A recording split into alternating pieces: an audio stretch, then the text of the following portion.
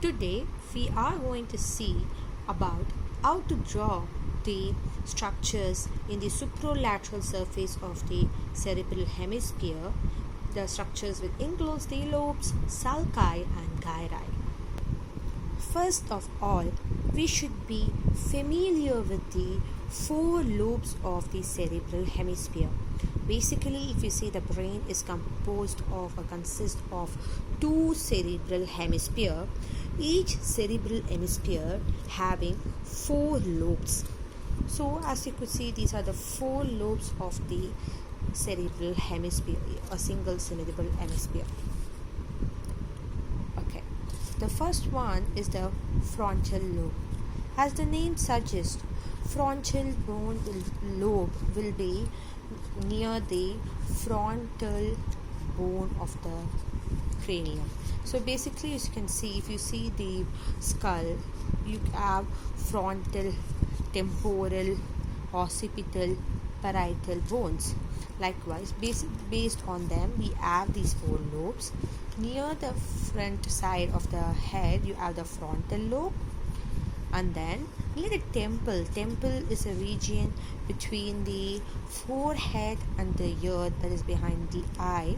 You can find this temple region. So near the temple region, you can see this temporal lobe, and you can find this occipital lobe, which is behind this lobe, that is the temporal lobe and the parietal lobe. So this is the frontal lobe. You could remember it's in the front side of the head, and in the temple region you find the temporal lobe, and this one is the parietal lobe, which is between these two lobes. That is the frontal lobe and the temporal lobe above. You can see this one is the parietal lobe, and the behind one is the occipital lobe. It's connected with the vision, everything. It's dealing with the vision thing. This lobe of the cerebral hemisphere is dealing with the vision. So this is the occipital lobe. So once again, I will give you a very clear picture of it. We have the four lobes in each cerebral hemisphere. One is the frontal lobe, the front side, temporal lobe, and then near the temple region, and parietal lobe between these two lobes, and this one is the occipital lobe. Now, as you could see, we are more concerned with how to draw this, right? So here you see, you have this one called as the frontal lobe. So this is also what we do. Many people are confused how to draw these two lobes, or what's the difference, both looks curved. But listen, this is actually, I'm going to tell about the left cerebral hemisphere. So first you start, if you see the left cerebral hemisphere, we are going to start with a very curved region over here. See, this is curved.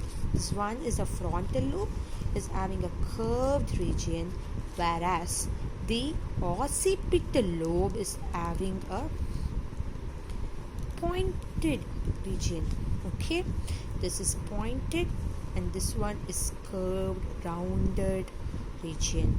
Starting, actually, this is a frontal pole. We know there are poles also, we can say, based on the lobes, we say the poles. Near the frontal lobe, we have the frontal pole, and near the occipital lobe, we have the occipital pole, and near the temporal lobe, we have the temporal pole, and near the parietal, okay, that's it. You can just remember there's a frontal pole, temporal pole, and the occipital poles are the three poles that we find here. Now let's move. So a last recap. The four lobes that you can find in the each cerebral hemisphere are the frontal lobe, temporal lobe, parietal lobe, and occipital lobe. So basically, if you take the full brain, there will be 8 lobes: 2 frontal, 2 temporal, 2 parietal, 2 occipital lobes. So after talking about the lobes of the cerebral hemisphere, we have to talk about the sulci of the cerebral hemisphere. First, we will talk about the main 4 sulci of the cerebral hemisphere. As you could see, we have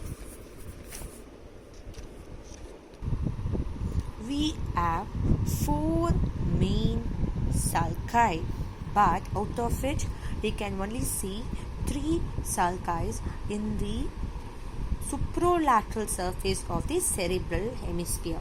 Now, what are the 3 main sulci found in the superolateral surface are, but actually there are 4 main sulci found in the whole cerebral hemisphere. First, we'll talk about the superolateral surface. If you see the superolateral surface, it is having 3 main sulci. One is this one called as the lateral sulcus of the sylvius, and next is central sulcus of Rolando. Central sulcus of Rolando is the second main cerebri of the cerebral hemisphere, and we have the third main sulci is the parieto-occipital sulcus. So this is the lateral sulcus. This one is the lateral sulcus of the sylvius, central sulcus of Rolando, and parieto-occipital sulcus of the parieto-occipital sulcus. Okay, but remember we have another main sulci called as calcarean sulci. Over here you can see you can see that in the medial surface of the cerebral hemisphere, but in the superolateral surface you cannot actually find it. Okay, it's not very much clear. So you see, why do we have this central sulcus? It's very easy. First I said we have the frontal lobe, parietal lobe, temporal lobe, occipital lobe. This sulcus is helping us to divide it into 2. You see, the central sulcus is dividing. Before that we have the lobe before the central sulcus is the frontal lobe. The lobe after central sulcus is the parietal lobe. Next, this one is what? Lateral sulcus of sylvius. It's actually going like starting down and going up. It's going curved up. You can see pointed up into the parietal. So this is dividing the temporal and this one. Okay, this is dividing these. It's actually, you see, the sulcus are helping us to divide the lobes. And then we have the parieto-occipital sulcus. As the name suggests, this is the parietal lobe and this is the occipital lobe. Parieto, it's in the boundary between the parietal lobe and the occipital lobe, so it's called parieto-occipital sulcus. So before drawing this diagram, we have to remember that this is not just the sulci, but also we have this imaginary lines which should be drawn while we draw the superolateral surface of the cerebral hemisphere. This is, as you can see, this is a boundary. This is acting, the first imaginary line is acting as a boundary between the temporal lobe and the occipital lobe.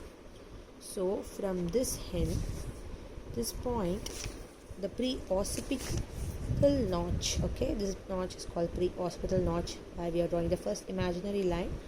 Okay, notch is where the curve, you can draw a small curve at this region. You have to start with a dotted because it's imaginary. This is not imaginary, so we are putting a dark line. This is true sulcus, right? These are just imaginary. We are putting dotted lines over here, and it's actually ending at the parieto-occipital lobe, occipital sulcus. So from the pre-occipital notch to the parieto, which is parieto, we are going with dark over here. Parieto-occipital surface dark. We are connecting these two to draw the first imaginary line.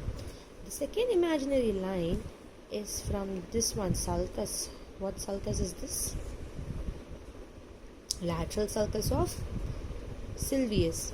Okay, but remember, this lateral sulcus is actually having one anterior horizontal and anterior ascending and posterior rami. It is having actually three rami on the stem. Actually, this one is called the posterior rami of the lateral sulcus. The anterior horizontal and anterior ascending rami of the lateral sulcus